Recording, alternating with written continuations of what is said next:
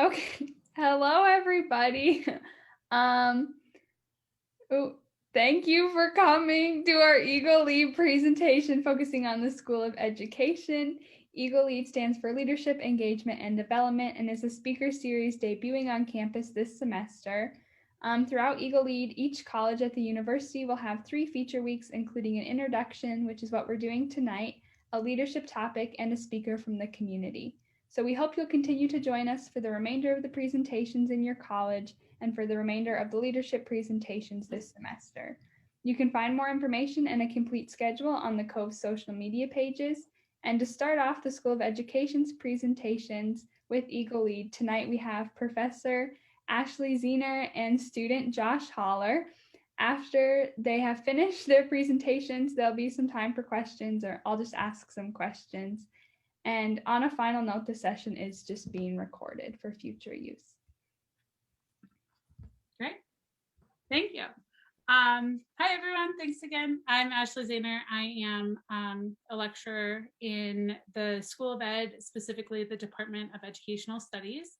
And my focus is special education. But recently, I've been teaching Intro to Education. I've done first year SEM and Intro to Special Ed as well. My background has been teaching students in alternative schools and working with students who have experienced a great deal of trauma in their lives. And my motto has always been every student has a right to learn.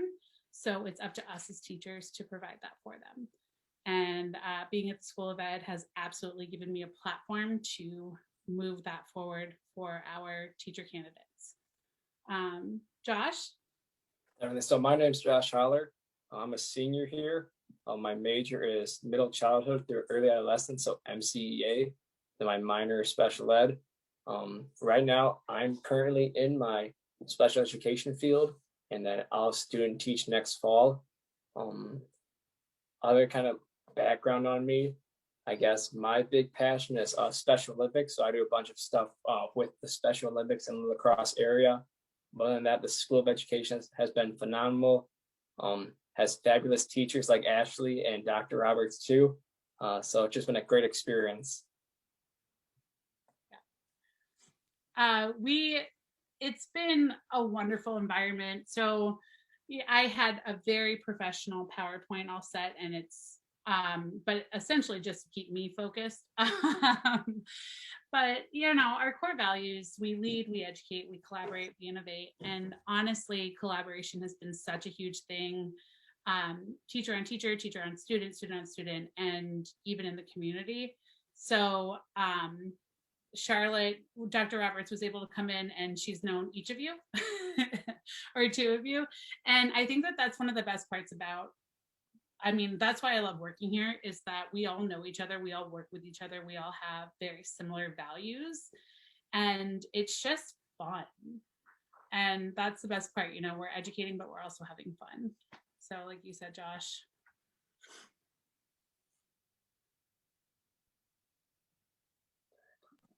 Yeah.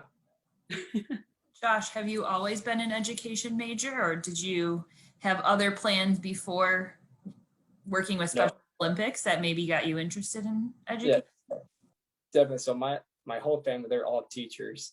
So my dad's a PE teacher, and my mom is a just retired elementary teacher. So coming in my freshman, sophomore year, I knew like I want to be an education major, but I didn't know what I want to teach. Like I thought PE for a second, I thought high school, but then I decided on special education just because it allowed me flexibility, so I could do gen ed or do special education. But then after, in the winter, I work as a paraprofessional in my hometown, then also with Special Olympics.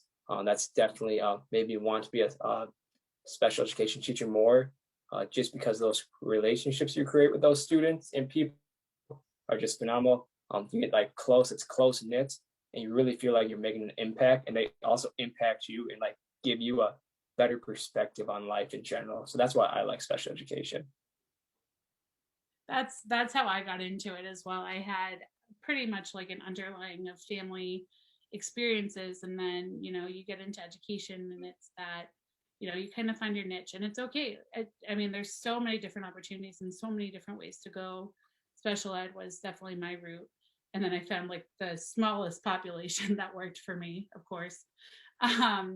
But Josh, do you have, so one thing I do love about our School of Ed that not many have is that PDS site. So have you had experience in the PDS sites? So with my field, Yeah. okay, awesome. Yeah, so definitely. So my field experience is going to be different than most people's because I was planning on doing the Milwaukee Urban Experience last summer. So it's a program for students who want to do a field one in a short amount of time. Most students take it if they want to like graduate early or if they're behind like I was. And so my plan was last spring, after the spring semester, the MUE Milwaukee Urban Experience is where a bunch of students like myself and then some teachers go to downtown Milwaukee, and we teach and support teachers at elementary schools for 3 weeks. We like stay in the Wisconsin Lutheran dorms where we're supposed to. And from what I understand, it was going to be a great experience, but then COVID happened. So ruined everything. But it worked out. The School of Ed did a great job because my whole summer last summer I was like, crap, like I'm gonna graduate more behind. But it turned out that they allowed me to take or do like 8 of us do field 1 and field 2 together. So last semester I was at Logan Middle School, and Dr. Rogers was my supervisor for my field, and I got put with a family consumer science teacher or cooking teacher. And when I was told this, I was like, I told my advisor, I was like, no way, like you can't put me with a cooking teacher. Like that's like, I respect cooking teachers, like I think, but like I didn't have the experience with it. And so I was like, but she's like, Josh, you gotta do it. So I did it and I had a blast. Like my CT and I are just super close now.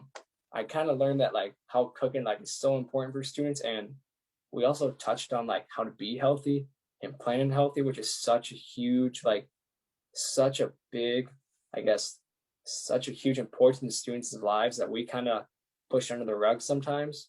So that was a great field experience.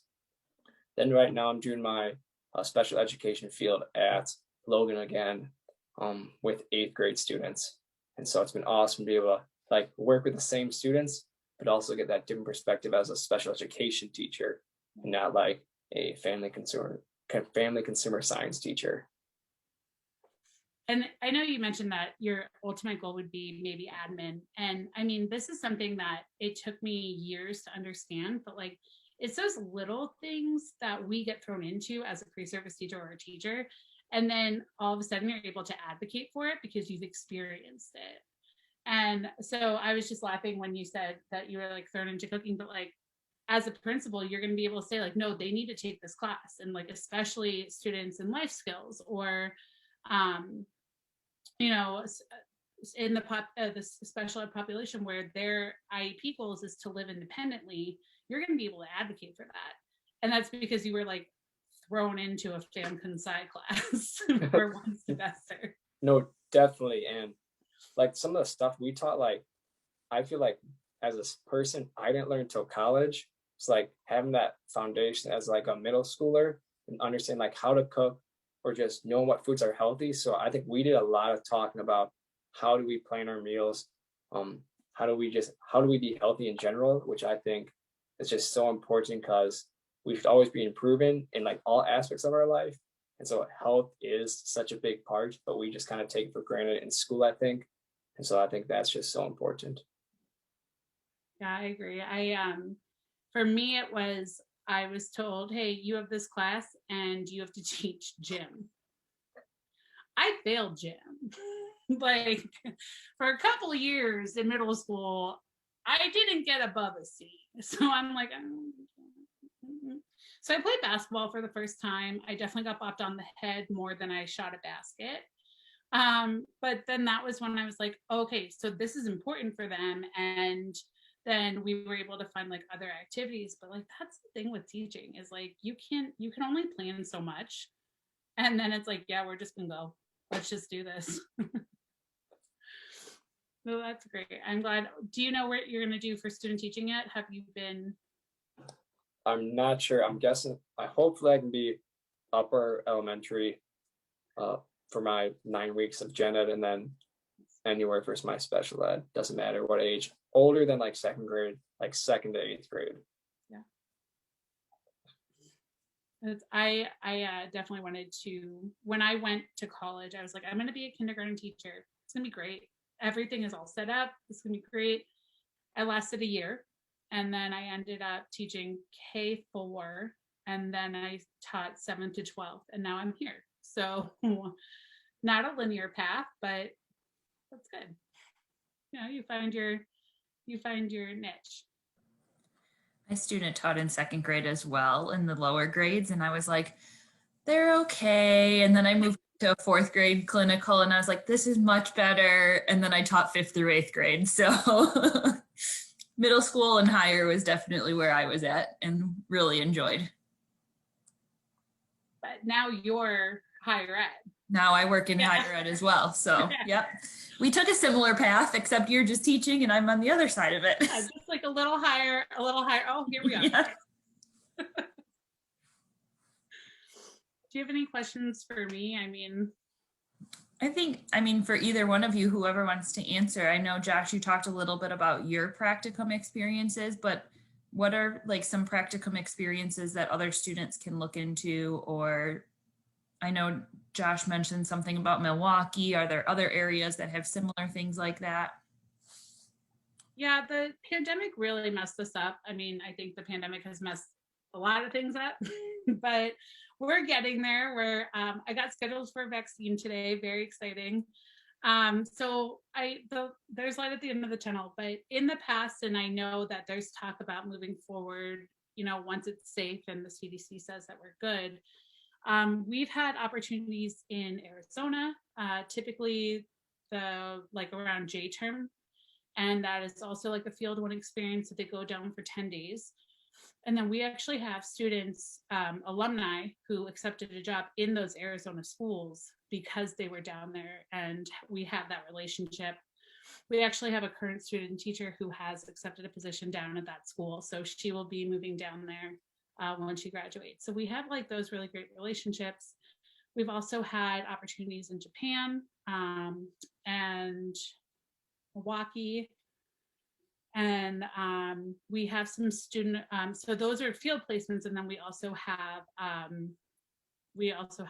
study abroad that are typically faculty led. So it hasn't been happening this past year, but hopefully the goal would be moving forward once the country can move forward with all of this and it's safe. That would be the goal. Ashley took all my notes. I was going to talk about that stuff. Teamwork makes the dream work. We're good. Mhm.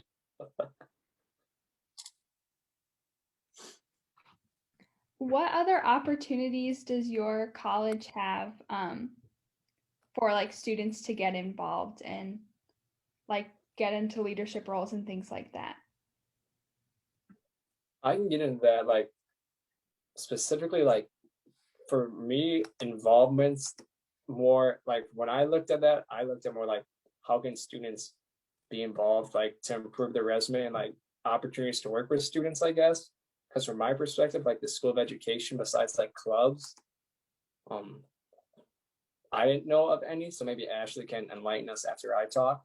But for me personally, like ways to get involved if you're an education major, tutoring, so like you can tutor students at Murphy Library.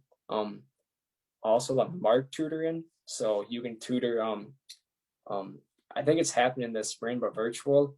You just tutor a diverse group of students, and the goal is to prepare them for college. And then also a lot of education majors I know work for the YMCA, and so this involves like after school club programs before school. So just supervising, hanging out, and making sure the kids are safe after school. And then also like clubs, so student orgs. So like the aspiring educators is a big one. Collegiate middle level association is another club for like middle school teachers. And then my club, the student council, well, not my club, the club I'm in, Student Council for Exceptional Children. And that's another club that works with like younger students and specifically those students with special needs. Nice job, Josh. You got it. On top of the YMCA, we also have Big Brothers Big Sisters. We have I actually have a student in when she took EDS 206, so multicultural education. They we were doing that 10 hours. She got involved with Mark tutoring, and she's a junior now, and she is in charge of one of the sites. So she's worked her way up. We have a couple people who are working as leadership positions in the after school program in Big Brothers Big Sisters, and or I'm sorry, Boys and Girls Club, but also Big Brothers Big Sisters, as well as the YMCA. And I know some students work over the summer at Gunderson. We have a really nice connection with them. They have this is more like the younger students, younger ages, but we have students who work there over the summer after they've had successful field experiences. I'm trying to think, but yeah, you covered. I'm excited to, Josh, I'm taking over that position as a faculty supervisor of CEC. I'm excited. Oh, Yeah. So that'll be in the fall. But yeah, that's the other thing is that faculty, have a really nice, we have Dr. Roberts is part of the KDP chapter. So there's just so many different clubs and organizations that you can get involved in that shows your focus, and then it also allows you to kind of like zero in on the resources and what's available for you, and you kind of find your cohort too, which is really nice. Josh, is there anything in your time at UWL that within the program that you wish you would have taken advantage of that you think other students should think about maybe coming into the School of Education? like what there's like some things I'd wish I'd known, I guess. Make sure get to know your professors early. Like just like now, if you create that relationship with your professors, everything's so much easier. Also knowing that your professors want you to get an A, especially in like education class in general, like they'll bend over backwards for you if you show you care. I think that's huge. Also for education majors in general, when I talked about with my other friends, they talk about how like education, the way your credits and courses are laid out, they're not really flexible. So really at an early start, you need to know your plan early, which is tough because like you don't know like what you specifically want to teach, but it helps if you do, because then it's just so much easier, and then you're on track to graduate on time. Besides like at the end, like struggling with big heavy credit, like 18, 19 credit semesters in order to graduate. So that's definitely tough, but also talk to your advisors too. So my advisor, Dr. Rogers, does a great job of, she laid out my whole graduation plan in a spreadsheet. And so I knew what class I needed to take. And so just make sure you sit down with your advisors and like say, like, let's plan this out because I don't want to have to take another semester. Then also, one of my friends mentioned knowing your options for certificates. So I don't think at like like when we were younger, no one really sat down and said, here are your options. Like we got told like, here's STEP, here's elementary, that's it. But like really know like, if you want to teach science, do you want to go MCEA science or do you want to do broad field or STEP? So just ask those questions. But I also think we could do a better job of explaining that for underclassmen. Then also EdTPA we talked about. So most students don't know what the EdTPA is until junior year, but just being aware of your EdTPA is something you need to do to graduate, and it's a grind and it's a struggle, and you learn more about it like in upper field. But it's also, if you look at it in like a positive perspective and be purposeful with it, it'll definitely improve you as an educator. And then what else I have? Well, resume. So start building your resume now. Brenda Leahy is a resource you can use. So if you want to talk to her, she'll explain your resume. And if you start it now, then you don't have to like create it when you're a senior and have to think, okay, what did I do? So those are a couple things I wish I'd known as underclassmen. Those are really good points. I'm like, yeah, check. I will say, moving forward, we are to stay in line with the regulations from the Department of Public Instruction in Wisconsin. We will be in the process of changing our programs just to align with the new standards. And, of course, like you hear change and you're like, huh. But we're staying up with the state, and I like to say that we pride ourselves with being ahead and making sure that we are thinking what are the needs that our students in the future will have. So those programs there'll be a slight change, excuse me, but there really won't be a big notice, which is nice. We're working on kind of creating that easy transition. But I would say from my standpoint, communication is the biggest thing. Like, just talk to us. I say that on syllabus day. I'm like, please just reach out. Like, just, I'm begging you. But yeah, like Josh said, even if you get to a point where, sure, you're late in the program, but it's like, this is not working for me. I can't do this minor. Can I do this other minor? We have some pretty great people who are really good at knowing that. And I'm like, yep, going back to collaborate. Let's do it. I have this person who can pick up the phone. Shar, who do I call? Okay, great. But it's nice. It's pretty cohesive, and just on the students' end, communicate with us. We'll collaborate and we'll make it work.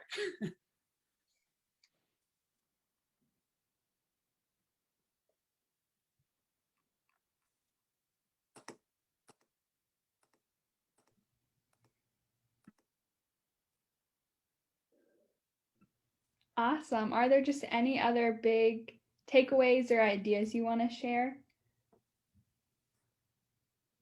For me, when talking with like other peers in the ed programs, definitely. So when you get in the field, make it purposeful. Like, be professional about it. Don't just go there, get your hours, and leave. You're there to improve your teaching, but you're also there to educate young minds. So be purposeful, be professional, be involved, ask a bunch of questions. It's okay if you mess up too, like that's whatever, but just show that you care, and your CT will help you too. So just make your field experience purposeful. It's really good. Yeah. I would say, one of the things that I talk about a lot in my classes, and I won't give any stories here, we all make mistakes. We're human beings. I know, a society, oh, your teacher's here, but at the end of the day, we're all humans. You're talking 50 miles per hour for 6 hours, you're gonna slip up. But you embrace that, you laugh about it, you move on. And, we do that as faculty. We ask our students to do that in the field, and it's pretty nice. It's a nice community.